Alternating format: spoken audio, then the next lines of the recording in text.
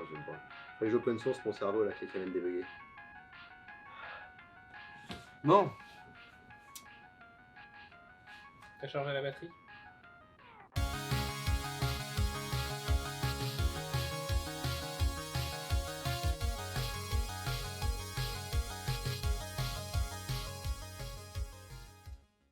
salut Johan, Salut Olivier. comment tu vas? Bah écoute, ça faisait longtemps. Oui, ça faisait longtemps, gentil d'être sur Paris. Aujourd'hui avec toi on va parler d'open source et plus particulièrement de logiciels open source. C'est ça. On va commencer par une question super simple, qu'est-ce que c'est que l'open source? Alors l'open source, particulièrement un logiciel open source, c'est un logiciel dont la licence va te permettre d'aller inspecter le code source, le modifier et redistribuer soit le code source, soit le logiciel recompilé pour toute raison, pour tout ce que tu auras envie de faire avec, quoi. D'accord, mais pour tout ce qu'on a envie de faire, on peut pas faire tout ce qu'on veut, il y a plusieurs types de licences qui sont plus ou moins permissives, non? C'est ça. Alors, on a deux grandes catégories de licences. Alors après, voilà, il y a autant de licences que de projets, si on veut dire. Il y en a quand même pas qui sont plus utilisés que d'autres. En termes de catégories, on a les licences dites copyleft. La GPL, c'est l'une des plus connues.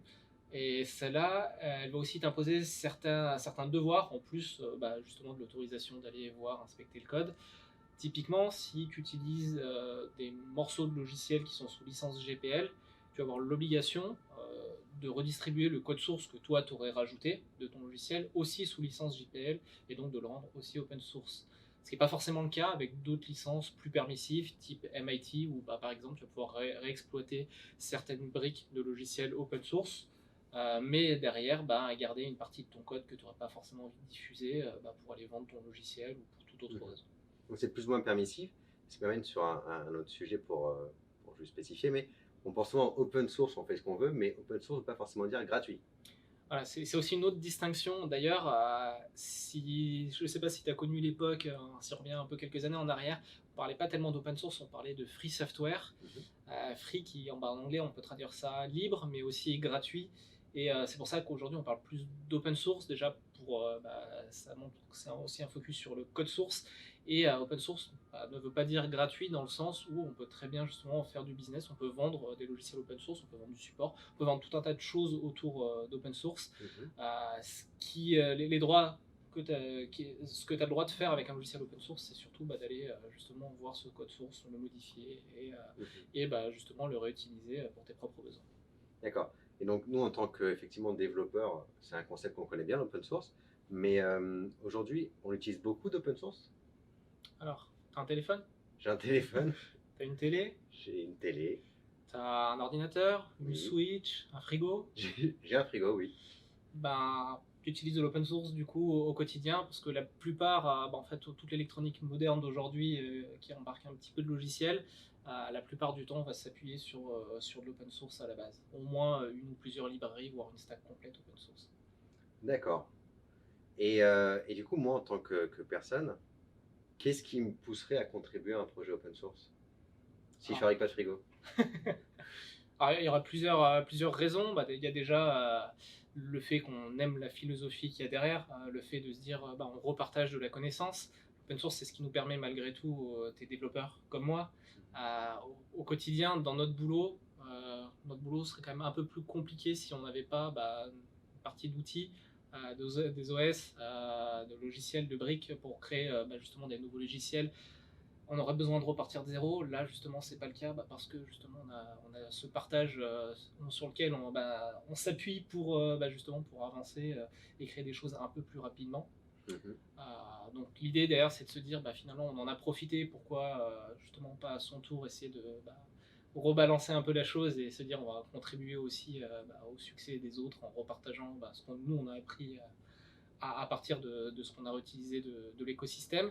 Ça, c'est une chose. Après, il y a peut-être de manière un peu plus personnelle, c'est une super façon, personnellement, moi, c'est la première façon que j'ai d'apprendre des nouvelles technos, justement, de contribuer à des projets qui existent, de voir comment ils sont faits, apprendre justement un peu les bonnes pratiques quand tu vas apprendre une nouvelle techno ou un nouveau langage, par exemple, d'aller voir justement des projets open source et voir, de se forcer, essayer d'y contribuer. C'est une super expérience, ça t'apprend plein de choses. Après, c'est pareil, ça peut aussi t'aider, justement, l'open source c'est un gigantesque écosystème distribué, donc ça t'apprend à travailler en équipe, avec des gens qui ne sont pas forcément dans le même pays, qui n'ont pas forcément la même culture que toi, donc c'est un super exercice de collaboration aussi. et puis parce que c'est fun. C'est fun, effectivement. Et tu as parlé beaucoup de rendre à la communauté, partager, etc. Sur un point de vue un petit peu plus égoïste, effectivement, c'est aussi bien de faire de l'open source. C'est un bon moyen de se départager, de, de, de se démarquer, pardon, sur le marché de l'emploi. Si vous cherchez un travail, par exemple, pour l'employeur, voir que vous contribuez à des projets open source, c'est un bon moyen de voir qu'effectivement vous savez travailler sur des équipes distribuées. C'est un bon moyen de voir à quoi ressemble le code source que vous écrivez. Donc même pour se démarquer par rapport à d'autres personnes sur le marché de l'emploi, c'est un bon moyen de contribuer à des projets open source. Alors ça c'est sûr, alors c'est pas une obligation, hein, je veux dire, on n'est pas Oui, obligé oui. de faire de l'open source pour être développeur aujourd'hui, mais par contre c'est sûr que ça peut pas mal aider. Alors déjà pour la partie réseau, ça permet de connaître des gens et d'avoir une certaine visibilité, surtout si on a des projets open source ou des contributions open source sur des projets visibles à montrer, ça peut attirer des recruteurs. Euh, Ça peut être aussi te servir de portfolio. Je connais plusieurs personnes qui ont pu aussi passer carrément l'étape d'entretien technique à l'embauche, tout simplement parce qu'à bout d'un moment, quand on a des projets qu'on maintient depuis plusieurs années, on a suffisamment de code à montrer pour se dire qu'on peut aller passer l'exercice de style, aller coder pendant 2 heures devant un recruteur, et en général tout le monde est content de pouvoir passer cette étape-là. En plus voilà, de la visibilité, c'est aussi un faire valoir. Déjà ça montre qu'on sait collaborer et travailler en équipe, surtout de manière distribuée. Ça montre que on n'a pas peur aussi de montrer ce qu'on fait. Et puis ça permet justement de voir et de s'exposer, et que les recruteurs viennent te voir, et donc d'avoir un peu plus de visibilité sur ton profil. C'est sûr que c'est toujours un plus au niveau du recrutement. Donc ça c'est pour moi personnellement, mais je réfléchissais parce que tu parlais d'open source et de logiciels surtout. Il y a plein de choses qui sont open source. Il y a les logiciels que les gens utilisent, mais il y a des outils nous qu'on utilise. Par exemple, il y a des bibliothèques quand on code. Il y a même des langages. Des langages, des spécifications peuvent être open source ou pas. Et notamment chez Microsoft, on a des choses qu'on a open sourcées. Quel est l'avantage aujourd'hui pour une entreprise de contribuer à des projets open source? Alors, il y en a plusieurs. J'ai envie de dire, le premier que je verrais qui est évident, c'est quelque part, c'est un contrat de confiance, montrer que finalement, déjà, on n'a rien à cacher. Il y a toujours cet aspect, un logiciel propriétaire, c'est une boîte noire, on ne sait pas ce qu'il y a derrière, donc on ne sait jamais, je ne sais pas s'il y a du tracking ou autre. Enfin, le fait de montrer le code source, c'est quelque part montrer patte blanche. C'est aussi montrer pour tout logiciel qui a un peu un côté, je sais pas, sensible, je sais pas, des librairies de cryptographie par exemple, d'aller vérifier qu'il n'y a pas un bug qui compromet la sécurité, ou justement de faire une espèce d'audit public en montrant le code open source et montrer qu'il n'y a pas de porte dérobée ou autre. C'est aussi un super moyen de récupérer du feedback de la communauté, et d'aller même un peu plus loin que du feedback, de récupérer finalement des idées, et d'aller faire avancer un logiciel peut-être dans une direction qui n'était pas celle initialement prise par, je sais pas, ceux qui ont conçu le logiciel à la base. Le fait que la communauté a des besoins ou des idées justement apporte des choses nouvelles finalement à ce logiciel-là, ça va peut-être le faire changer de direction, ça va le faire évoluer dans un sens qui n'était pas celui prévu initialement. Donc voilà, et d'en faire reprofiter bien sûr tout le monde derrière. Donc il y a quand même beaucoup d'intérêt derrière. Dans le cadre d'un langage, ça permet aussi, je parlais de confiance tout à l'heure, de donner aussi un peu de la visibilité, une confiance sur l'avenir. Quand un logiciel qui est propriétaire, finalement, dans 10 ans, si l'éditeur le maintient plus, qu'est-ce qu'on fait de tout le code qu'on a développé, enfin voilà, comment on le fait survivre. Si c'est open source et qu'il y a justement toute une communauté qui est derrière, c'est déjà arrivé plusieurs fois par le passé, finalement on sait qu'on pourra toujours justement aider à son maintien et à continuer à faire vivre ce langage, cette techno-là, pour peu qu'il y ait des gens qu'on a encore besoin. Donc voilà, il y a aussi ce côté pérenne derrière. Effectivement, c'est pas bête ça. J'aime bien aussi le côté, comme tu as dit, audit. Finalement, on a le plus gros audit du monde. N'importe qui peut regarder le code source. Et j'aime bien ce côté que tu as expliqué. Donc, les gens peuvent venir proposer des idées. C'est-à-dire qu'il y a des choses auxquelles on n'aurait pas pensé. Les gens peuvent venir les proposer et participer au projet. Ce qui ne veut pas dire que c'est parce qu'il y a des gens qui participent que le projet avance plus vite ou que c'est plus facile pour l'entreprise à faire travailler les autres. En général, c'est le contraire. Voilà, parce que gérer un projet open source, il faut gérer une communauté. Et finalement, quand demain, tu as 1000 personnes qui vont faire des pull requests de ton projet, il faut les review, tous ces pull requests. La plupart, elles ne seront pas validées directement. Et en général, c'est du code qui vient de plein de gens différents, donc on n'est pas familier avec ce code. Donc ça nécessite quand même beaucoup de travail de l'équipe dans l'entreprise de gérer tout ce code-là qui va venir. Donc c'est même des fois potentiellement plus de travail en termes de code, même si ça apporte toujours toutes ces idées, etc. C'est pas forcément du travail gratuit qu'on va avoir derrière. Ah oui, c'est ça. C'est surtout pas, j'ai envie de dire, comme j'ai pu entendre plusieurs fois, de la main-d'œuvre gratuite parce qu'on met son logiciel open source. Au contraire, justement, faire vivre une communauté, ça demande plus de boulot. que justement développer un logiciel finalement dans son coin sans l'avis de personne. Bah, écoute, tu m'as quand même convaincu. Si je veux faire de l'open source, par où je commence? Et ben, si je te montrais. Ouais. Pour le coup, si tu veux faire ta première contribution, alors ça tombe bien, parce que justement la communauté open source est là pour t'accompagner. Il y a un super site qui s'appelle firstcontributions.github.io, où tu vois, tu atterris sur ce site-là, avec cette belle headline, fais ta première contribution open source en 5 minutes. Donc l'idée, comment ça se passe? Si tu rafraîchis, tu peux à chaque fois avoir de nouveaux projets, qui sont en général des gros projets, ou des projets plus ou moins assez connus. Je sais que tu es développeur JavaScript, j'imagine Node.js c'est un truc qui pourrait te parler. J'ai entendu parler. Alors, si je clique sur Node.js, voilà, première étape, on choisit un projet, on atterrit sur le GitHub du projet, et là on voit que il nous propose plusieurs issues déjà filtrées. Alors, ce qui est pas mal, c'est si on a déjà un projet en tête, on peut aller aussi se balader sur GitHub et on peut rechercher ce fameux tag, la Good First Issue, qui est justement fait en général pour les projets surtout qui sont ouverts aux premiers contributeurs, qui sert à essayer de cibler justement quel type de contributions sont approchables pour quelqu'un qui ne connaît pas le projet, qui débarque et qui voudrait se faire la main. Du coup, je ne sais pas, on en regarde une qui pourrait t'intéresser, on voit qu'il y a déjà des discussions. On peut en prendre une. Vas-y, la première, il y a un parseur à faire. Voilà. Alors, on la charge. Alors, en général, ce qui est bien, c'est quand même de lire de quoi il retourne, de suivre aussi la discussion, voir si, je sais pas, il y a peut-être déjà des personnes qui se sont manifestées ou qui étaient intéressées par faire ça. Si toi, tu es intéressé et qu'il n'y a personne qui arrive avant toi, ça peut être bien aussi de le dire, histoire qu'il n'y ait pas plusieurs personnes qui fassent le boulot en commun.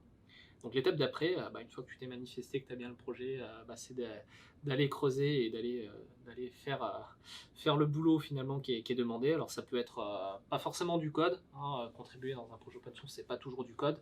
D'ailleurs, pour des premières contributions, un tips assez facile, c'est souvent d'aller regarder ou contribuer à la doc. On est des devs, de base on n'aime pas trop écrire de la doc, même si c'est pourtant indispensable dans tous les projets, donc c'est quelque chose qui est super apprécié en général d'aller justement aider à documenter une partie du projet qui n'est peut-être pas assez.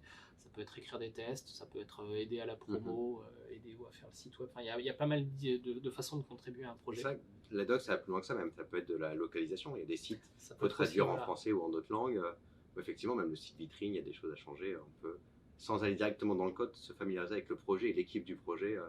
C'est ça. Comme ça. Ne serait-ce que voir déjà si ça colle, si on voit que les gens sont plutôt ouverts, plutôt sympas, ou ça donne envie d'aller un peu plus loin. Non, mais c'est important, c'est vrai. Oui, c'est important. Avant d'aller y passer quelques heures, voilà. Donc après, tu travailles sur ton projet, tu as préparé ce qu'on appelle une pull request, donc tu vas proposer tes changements au projet. Tu vas l'envoyer et après il va y avoir un process de review, les mainteneurs du projet vont relire ta contribution, vont peut-être te faire des retours s'il y a des choses à changer ou autre, et si tout se passe bien, ton code sera mergé et tu auras ton petit nom dans la liste des contributeurs. D'accord, c'est bon moyen de commencer. Il y a aussi un mois tout entier qui est un peu dédié à l'open source. En octobre il y a l'Hacktoberfest, qui est pendant tout un mois, il y a beaucoup de projets sur GitHub qui s'attendent à ce que des débutants ou des personnes viennent contribuer. Donc il y a aussi pas mal de tags comme ça. Il y a un tag Hacktoberfest d'ailleurs. C'est ça. Alors les projets qui participent, ont souvent justement, alors je sais plus si c'est un tag sur le projet, mais en général il y a quelque chose pour les identifier, pour dire que justement voilà ils sont ouverts, ils participent à l'événement. Il y a plein d'événements autour de l'Hacktoberfest qui sont organisés, que ce soit en ligne ou en présentiel dans les meetups, etc.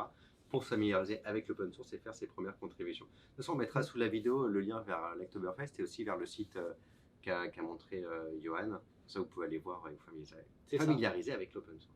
Et même si jamais GitHub, tu manipules pas assez, il y a aussi le site petit frère de First Contribution qui s'appelle FirstPR, on mettra le lien justement, qui est un repo pour t'apprendre à faire ta première pull request, qui t'explique pas à pas comment ça se passe, comment on utilise GitHub, et même si tu n'es pas forcément développeur à la base, on t'explique toutes les étapes pour pouvoir envoyer ta contribution. Ok, mais j'en ai fait un site comme ça, ça va?